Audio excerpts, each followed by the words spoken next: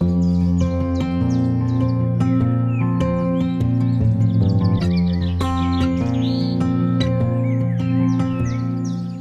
name is Michel. I'm the lead pastor here at the River in Forsyth, Missouri, and we'd like to take this opportunity to give you just a glimpse of who we are and what we're about. At the River, we exist to inspire and enable people to become fully devoted followers of Jesus for real and for life. The Bible tells us in Matthew 22 that when pressed by a lawyer, Jesus said the most important aspect of life is to love God and love people with all you've got. In today's fast-paced culture of isolation and division, we passionately believe that a relationship with God and with people are both so worth fighting for. Jesus is our passion, our obsession, and our motivation. Because Christ gave His all on Calvary, we give our best every day. We believe the church should be a beautiful expression of its people. We have been gifted to give, wired for work, and saved to serve. We don't just go to church, we are the church. Jesus didn't leave His followers with a religion. He left them with a mission. And our mission is to spread this Jesus movement everywhere we go and to the ends of the earth. We are the light in the darkness. If you're looking for a place to belong, a place to grow, a place to serve, please join us every Sunday at 9 and 11 a.m. Help us to inspire and enable people to become fully devoted followers of Jesus for real and for life.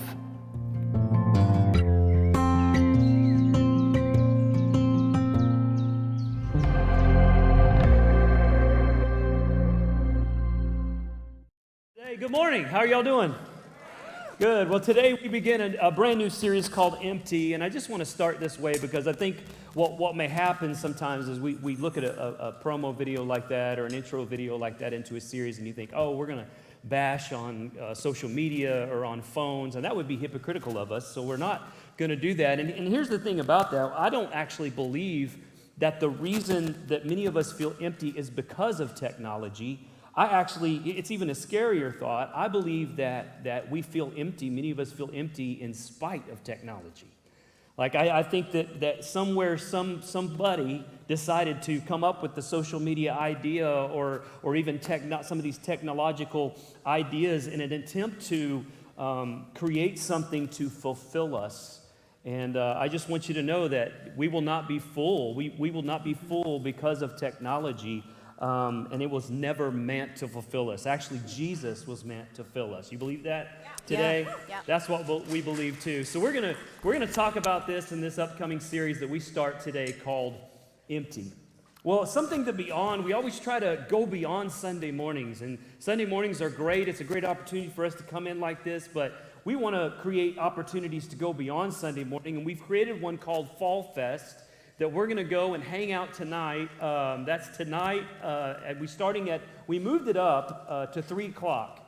And so, because the bounce houses are going to be there and available for kids. And so we can arrive there at 3 o'clock and then we'll go till dark. There'll be a bonfire, bounce houses, things for kids, a hayride, all kinds of fun stuff for us to just hang out during the fall and enjoy this fall weather so much. And so, and the place where it's going to be is right down East 76. It's where Busy Bee, you'll see Busy Bee there with a sign, and then you'll see cars and people pulling in there. Again, we'll start about 3 o'clock. We moved it up to 3 o'clock, and then we'll go till about dark or so in there. So bring a lawn chair, bring a blanket, because it's going to get a little chilly. There'll be a little fire there, but you want to bring a lawn chair and a blanket with you too.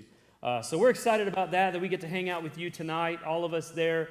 Also, we want to remind you that we have baptisms, and we've got a list already started of people that want to be baptized. And so if you want to be baptized as well, there's a sign-up sheet as you leave today on that table as you're walking out the door. And so you can sign up to be baptized if you feel like that's your next step. As you came in today, you could have grabbed one of these cards, and hopefully it allows you to take some notes on the left side. And if you're new and you're kind of checking things out here, we would love to know who you are and a little bit more about you, reach out to you. You can fill this out, tear that off, and drop those in the boxes as you leave these two doors, and then there's one more as you leave here. We also take up offering that way. So if you brought your tithe and offering today, you can drop it in boxes as you leave.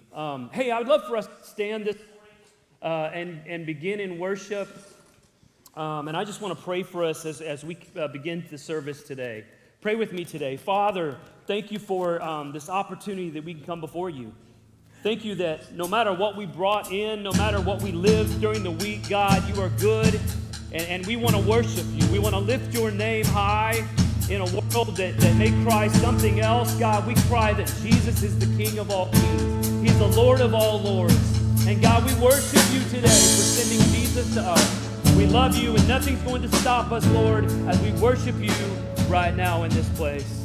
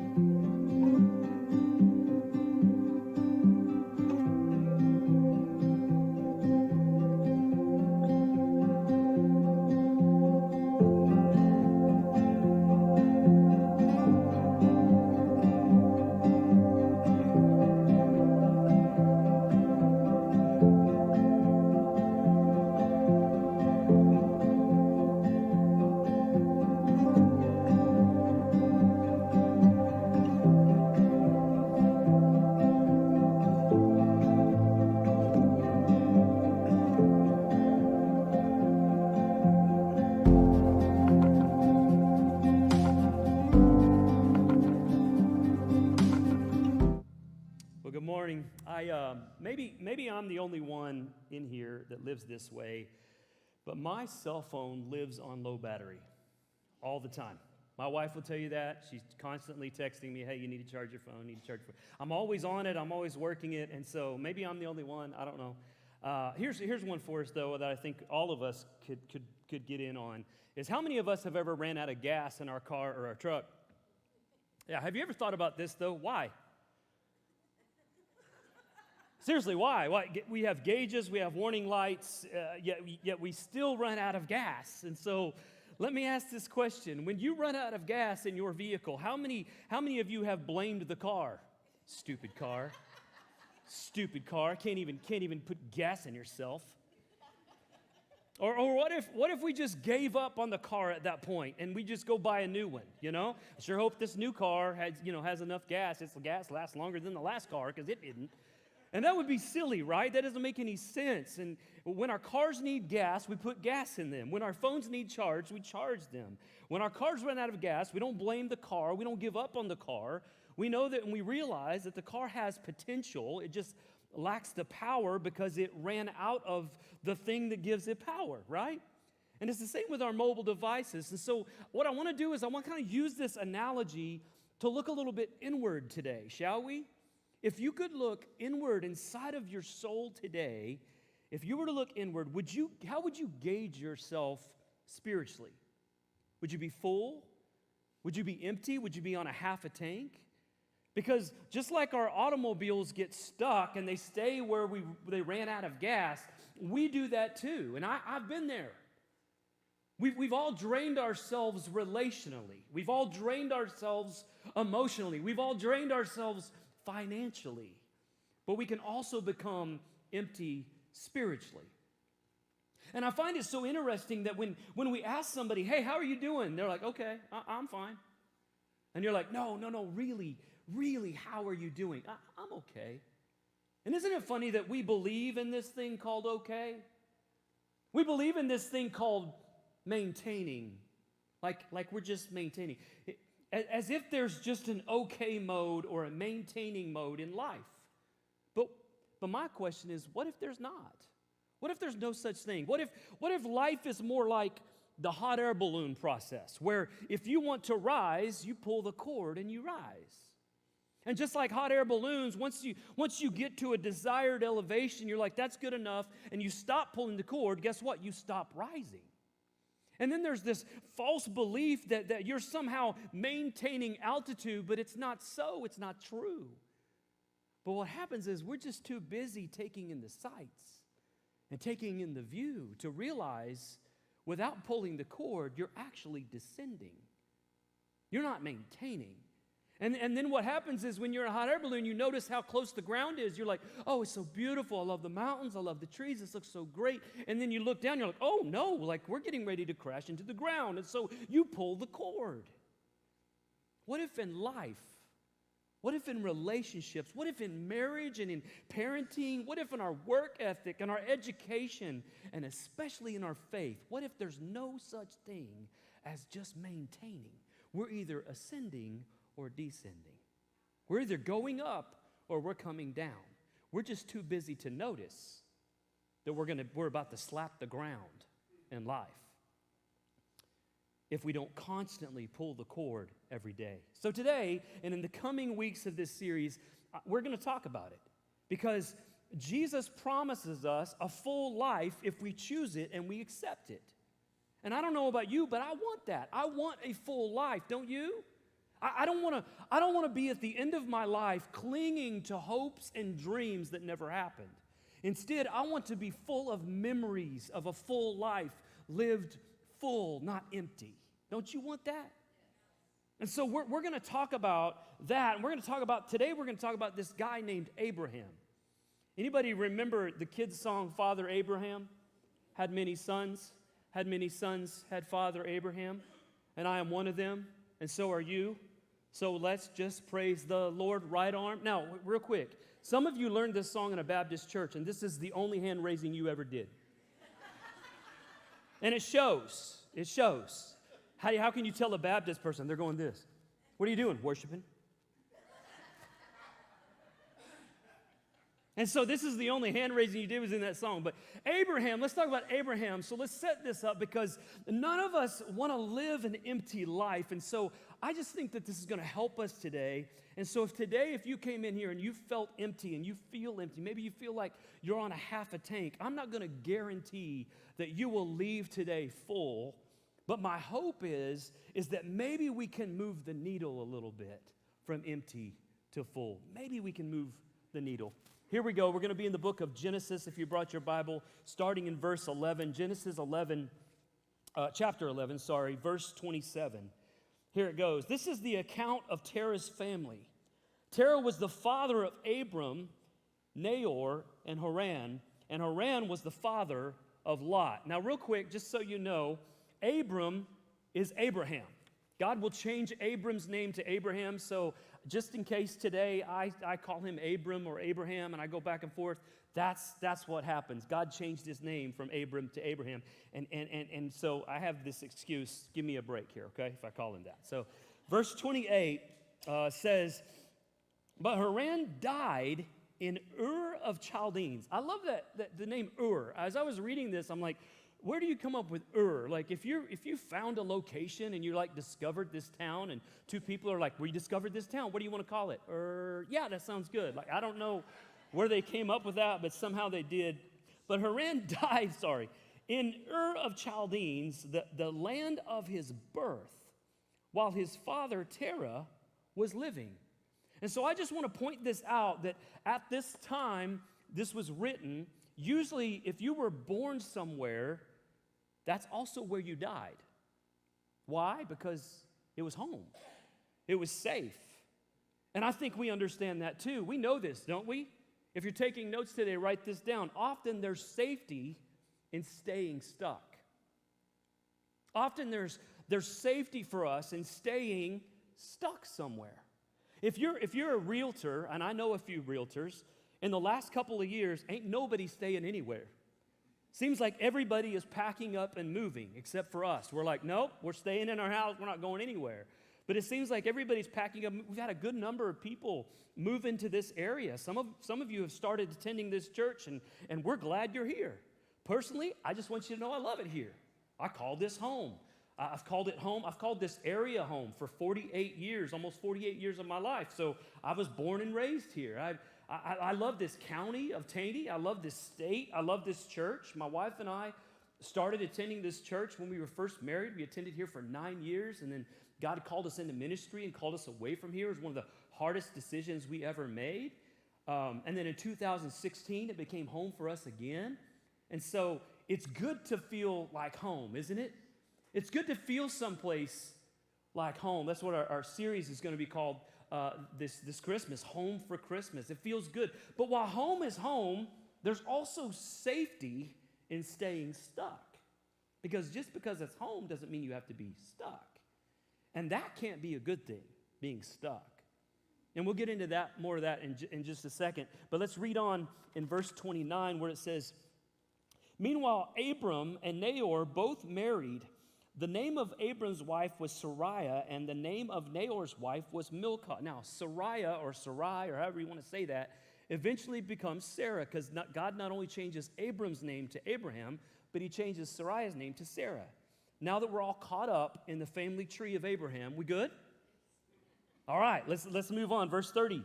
"But Sarai was unable to become pregnant and had no children." Now, I don't know about you, but I've had close friends struggle to have children. And it's been heartbreaking to watch. It's been hard to watch for Tennille and I. We didn't have that experience, that we didn't experience that, and it was difficult for us to watch them go through this. We couldn't imagine what they felt in infertility. It was a difficult situation. And it's difficult for a lot of couples today, but in this time period, it was even worse. Because children, your descendants were everything to you. And if you couldn't have children, you were looked down upon, you were judged. And today, at least, we have modern miracles of science and things that you can do to try to become pregnant, but they didn't have that at this time. And so people who couldn't have children were believed to have had some hidden sin in their lives. It was believed that God had cursed them in some way and wouldn't let them have children. It was believed that God was mad at them, like they did something wrong. And many people believe that God doesn't love you like he loves those with children. And so these people were labeled. And when people like Abram and Sarai were labeled, it caused them to feel empty. We get that, don't we? I mean, how many times have you and I walked into a room and we're instantly labeled by something we are, something we wear, our name, something that's followed us in there? When our oldest son, Tyler, started realizing his gifts as a musician from a very young age, he began to have particular types of music, and he loved to listen to these types of music. And then he had this similar fashion sense about him as well. And he wanted to dress like the musicians he enjoyed and liked, and he grew his hair out, and he became a musician. He liked to skateboard, and so I felt the need one day to have a conversation with him. And I set him down. I said, "You are my son, and I just want you to know this. If you want to dress this way, if you want to, be a musician that God has created you to be, still a musician today, if you want to wear these clothes, if you want to skate, if you want to grow your hair out, I just want you to know this. You're going to be labeled.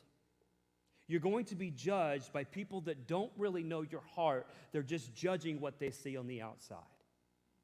And so I told him, I said, "You're going to have to work harder to overcome that and prove yourself as a young man of God that you are.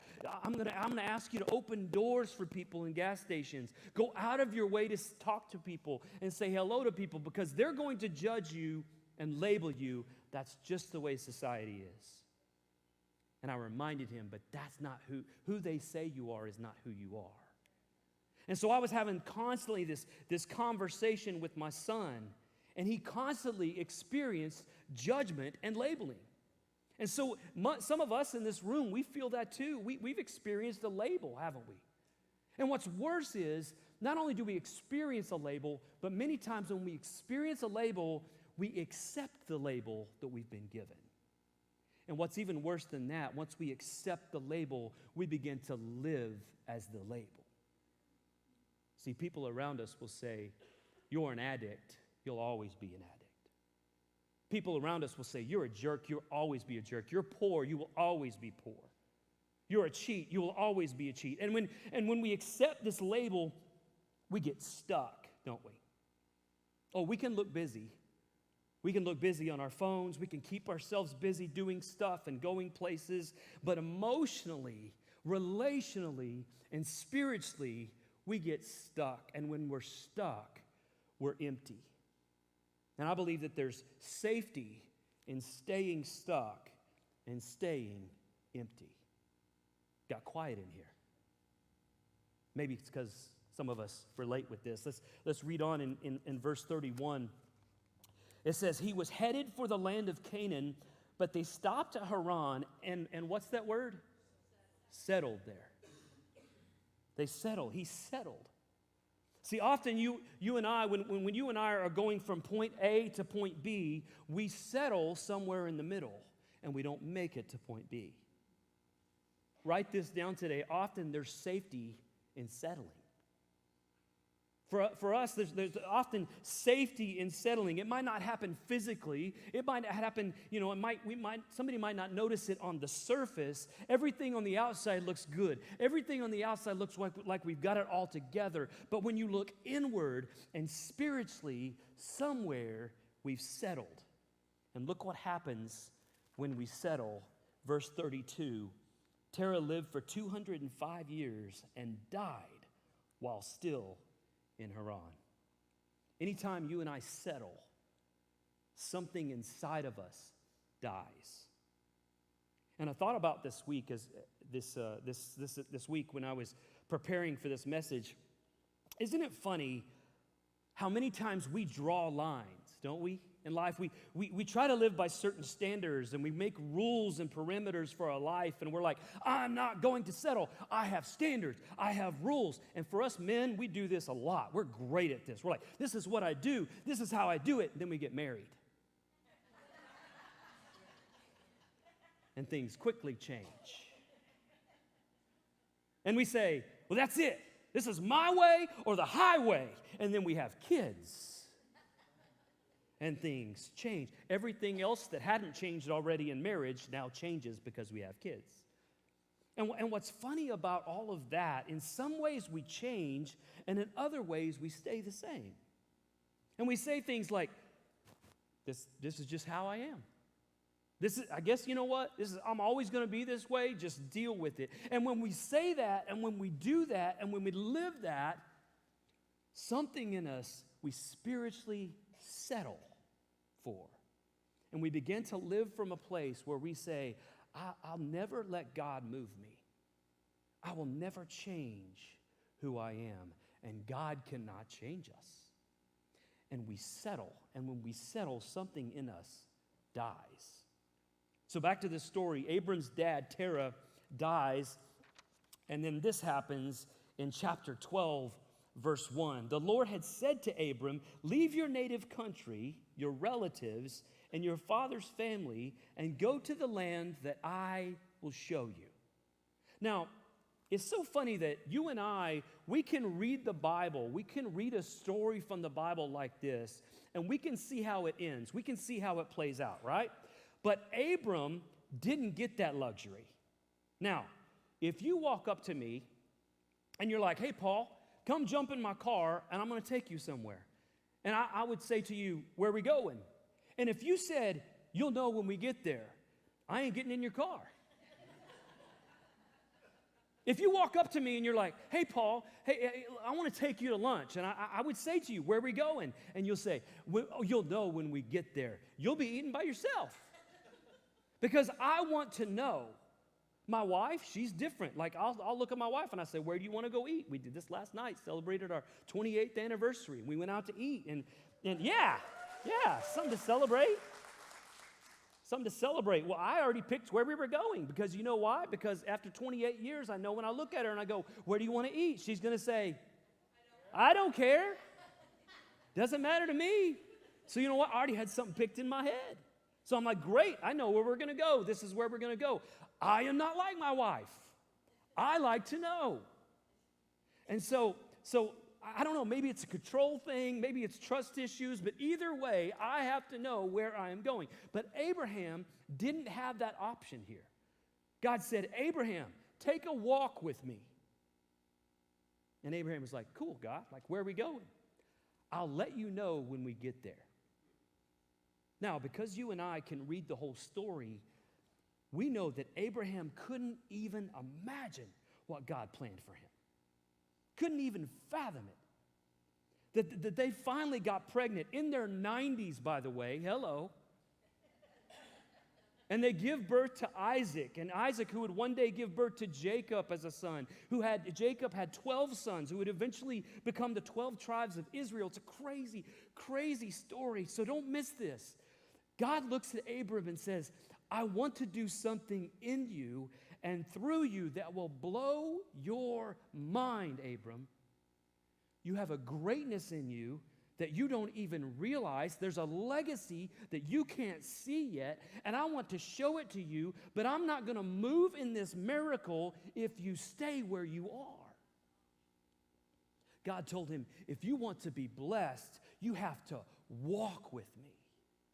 If you want to choose to walk with me, I will disciple you. If you choose to walk with me, Abram, I will develop you into who you will come, and it will blow your mind. But if you stay where you are, if you stay labeled, if you stay limited, you will stay there and feel empty. And when you stay there, you will die there empty. And check this out. God didn't just tell Abram this. He's telling us this today. God told Abram, he said, Abram, walk with me. Just walk with me. That's all I'm asking. I remember one day years ago, I woke up, as many of us do, and I cracked my eyes open and I grabbed my phone. Now, I know none of you do this, but you know someone who does, and you're praying for them right now. I know, But the first thing I did when I cracked open my eyes, I opened my phone and I sent some texts and I sent some emails and I made some posts and I shared some photos and then I realized, not even knowing it, I looked at the time and I'd been in bed for an hour, not moving, just doing stuff on my phone. Now, again, please don't misunderstand me. This is not an anti-phone or media message. That would be hypocritical. This is not an anti-phone series. But I just want you to know that day I got up and I went to my phone immediately. And then what happens is I went about my day, and my day fell apart. The wheels came off. It was a bad day. And I came home, and I got back on my phone. And then I went to bed, and as I laid in bed that night, I went, this was a horrible day. And I had this realization. I thought, what just happened today? I spent the whole day never walking with God. I spent the whole day not talking to my Creator at all. And so I decided that night, never again will I do that. Never again will I start my day on my phone without first spending time with my Lord. Now, it doesn't mean that some days don't fall apart, because they do. But here's what's sad. None of us in this room or listening online would decide to go on a trip and we'd say, you know what, I'm thinking about going to the beach. Feel the sand between my toes. And so I'm going to go out on East 76 and I'm just going to pick a random direction. I'm going to pick some random roads and highways and shortcuts and turnoffs, and I'm just going to follow wherever I want to go and yet actually expect to somehow end up in the beach. None of us would do that. We might find a different type of sand, and that's called a desert. It's not the same thing. You might end up in a desert. Yet here's the thing. Many of us start our day that way. Rather than start our day with our Creator, looking at God and saying, God, I have no idea what's coming today, but you do. God, you knew this day would happen years ago. So God, here's what I want. I want to walk with you. God, will you walk with me? Will you guide me? Will you comfort me today no matter what happens? Now, doesn't that make so much more sense? So after that day for me, I start every day that way. I spend time with Jesus. Every day looks the same, but looks totally different. Some days I read. Some days I pray. Some days I think. Some days I write. And so for you, my question for you is, what would that look like for you? What would it look like for you to intentionally get out of bed? Now, some of you say, I have my quiet time in bed. No, you don't. You just get more sleep. And you call it quiet time because you're quiet. That's not quiet time. That's called sleep. And so what would it look like if you would intentionally get out of bed and get up and sit with God and pray and read and write? How much more would that time be to you? How much more valuable would that time be than spent on our phones? And if you begin to do that, then I promise you, you will slowly move that needle from empty to full. Now, it may not happen in a moment, but what if we tried that for a week? Because God told Abram, I want you to walk with me. Just walk with me. And in order for you to walk with me, you have to leave that place that labeled you. In order for you to walk with me, Abram, you have to leave the place that you accepted such labels. Because there's a potential in you that I want to show you, Abram, but you're going to have to receive it. And the only way you're going to receive it is if you walk with me. And look what God tells Abram in verse 2. He says, I will make you into a great nation. Now, did you see what God is doing here? He's dropping a hint that Abram and Sarai are going to have children. When God tells him, I'm going to make you into a great nation, it doesn't mean that it's going to be a weird-shaped flat object on a map with a title on it. That's not what he's talking about. He's saying, I will multiply from you and create in you and from you a great nation. By the way, God did so. Israel is a great nation. God nailed it. Never been there. Would love to go there someday. I know it's expensive, but I would love to go because Israel is a great nation. God did exactly what he said he would do. He said, I will make you into a great nation. I will bless you and make you famous, and you will be a blessing to others. Now, as I read that, preparing for this message, I thought of an illustration. And if you know me, you know that I love illustrations, especially that involve food. Two things I will never mislead you on is Jesus and food. Rest assured. This here is a parlor donut. If you've not had you know, don't you? If you've not had a parlor donut, you're missing out. Now, some of y'all, you're like, I love it when he does illustrations too because he gives them away. I'm not giving this away. This is mine. You're not getting this because I have to use it for the second service too, and then I will eat it. A parlor donut is like a donut and a croissant that had a baby, okay? If you don't know, you got to know. Like, on behalf of everyone in Taney County, welcome Parlor Donuts to Taney County. We love you. We're thankful for you. I've tried them all. They're all amazing. But this is my favorite. This is a coconut cream donut. Yeah, don't ooh me. I love coconut cream. In a few weeks, we're going to have Thanksgiving, and my mom is going to make me a coconut cream pie. Why? Because my mom loves me. That's why. This here is a coconut cream. It's like a pie wrapped into a donut. And here's the thing about this donut. God made a lot of things, didn't he? But God did not make this donut. The people at Parlor made this donut. Maybe some of you here today, you're like, but God made manna. This is not manna, okay? This is a coconut cream donut. This is awesome. Some of you are like, well, he made the person who made the donut, and you're right, he did. But he did not make this donut. What if you walked up to me after the service and you said, Pastor Paul, where did you get that donut? And I said, it's all God. You would say, what's in that donut? Because you are high. What do you mean it's all God? Where'd you get that donut? It's all God. God is in this donut. That's weird. I want you to hear me out. God made the ingredients for this donut. God gave someone the idea for this donut. He gave them the design. He rested in them and made in them a recipe, and it came out. I'm certain that God was involved in all of this. Why? Because it's heavenly.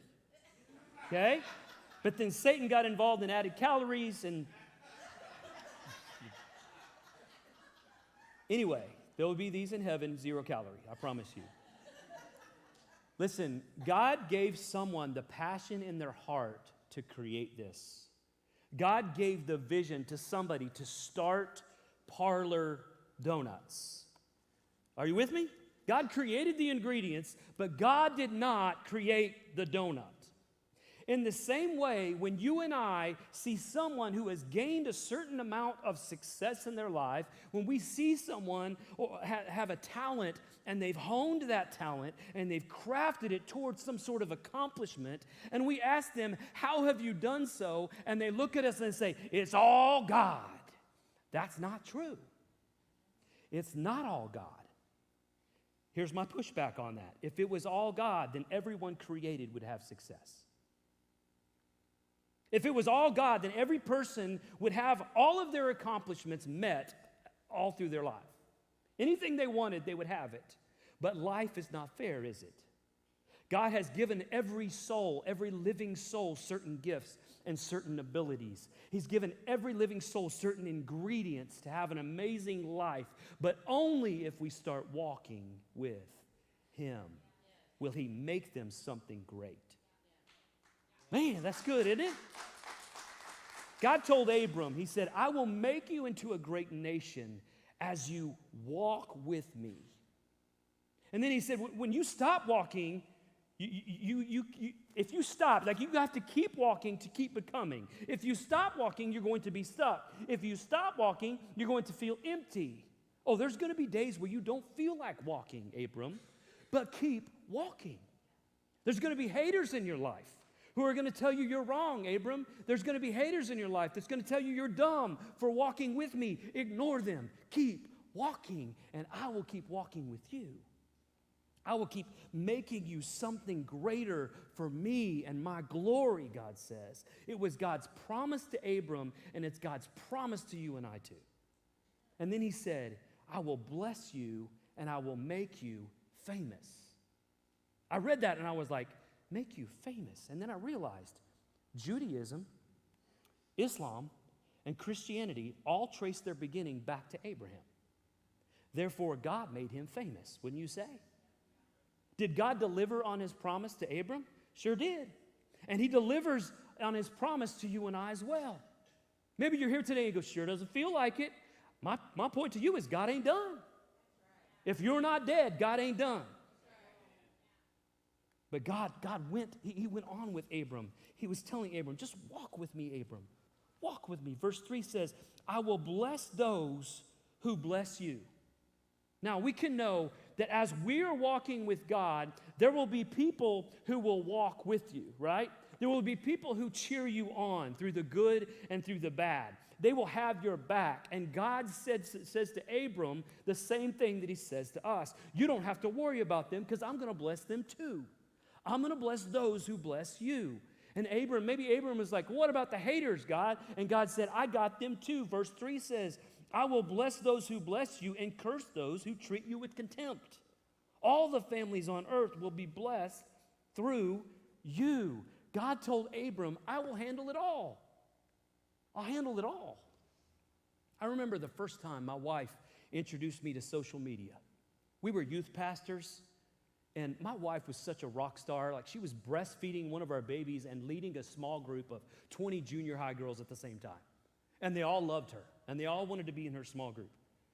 And so God was doing some amazing things, and God was growing our youth group in leaps and bounds, and God was growing us and as followers of Him. And my wife comes to me and she says, hey, so all the teens, they have this thing called Facebook and Twitter.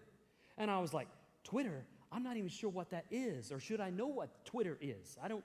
It sounds illegal. I don't know what a Twitter is. And so she's like, no. It's a social media thing. And I'm like, I don't know what social media is. So my wife created my first profile for me, and the rest is history. But as I began to dive into this world of social media, I realized very quickly that people are mean. They're mean. Have you ever had someone say something hateful to you via email or text or social media? Yeah, we all have, right? And then people come up to us and go, Doesn't that bother you? Like, it does me. We'll have people come up to us and say, well, just don't let it bother you. And I want to look at them and slap them in the face and go, just don't let that bother you. Right? Because it bothers us when people do that. Many of us know that we can get some hate from people on social media. And at first, what I would do when people would come at me with this hate, I would give it right back. And I was like, oh, yeah? Well, God said, blah, blah. And I would come back at them, and it would be a big online fight. Keyboard warriors going at it. And each time that I did that, it never made me feel better. It always made me feel worse. And the things that the people would say to me, it hurt. And we know that the things that people say to us, it can hurt. And God is telling Abram here, listen, I know it hurts, but let me handle the hate. I got this, Abram. You know what I need you to do, Abram? I just need you to keep walking. Because if you stop to handle the haters, you stop moving forward. And when you stop moving forward, you're just spinning your wheels. And before you know it, when you're spinning your wheels, you've used all your gas and you're getting nowhere. He's telling us the same thing. Why are we spinning our wheels back here? Let me handle the haters. If you and I are going to leave a place where somebody has labeled us, and we're going to leave the label behind, guess what? Some haters are going to show up in our life. Because let's not sit here and deny that some people don't want you to advance. Some people don't want me to advance. I know that. Some people don't think that you and I even deserve to advance. So you know what? They're going to try to hold us back. Write this down today. Empty people want you to stay empty. That's what they want. Misery loves company. So let's not deny or forget that empty people want us to stay empty, and empty people will try to hold us back. But as we start walking with God, becoming filled with His Spirit and His knowledge and His plans for our life, they're going to try to hold us back, just like they did Abram. And God told Abram, you just walk. I will handle your haters. Today, I want to share something with you that God has taught me, and maybe it'll help you too. Here's what God showed me. If I had believed all the haters in my life, I would have stayed somewhere I hated. If I had believed all of the haters that said something to me in a hateful way or didn't want anything good for me, and they didn't believe in me, they didn't think that I had what it took, if I would have believed all the haters, I would have stayed somewhere that I hated. That's true for me, and it's true for you. Now, I feel like I need to clarify this because I think some of us get confused on what a hater is. A hater is not someone that loves you and speaks truth into your life. And when someone loves you enough to speak truth to you, sometimes that gets uncomfortable. Because God is using them to move you beyond where you were and to where He's called you. And so sometimes that's hard. But if they love you, they push you to be better. And if you will let them, it's going to get uncomfortable. But they love you.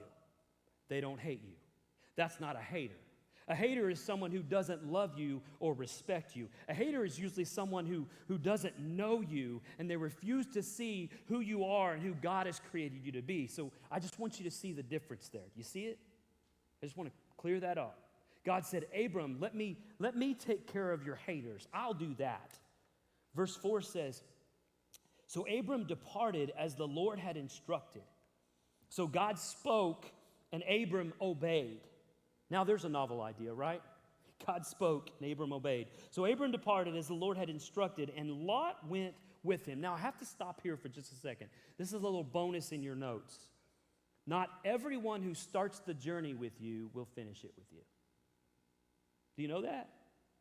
Not everybody that starts the journey with us will finish it with us. I'm not trying to be a Danny Downer here, but the sooner that you and I realize that, the easier it is to deal with. We know that life is about seasons. We have seasons of friends. We have seasons of family. We have seasons of places and homes. We have seasons of careers and jobs. And we have seasons of churches.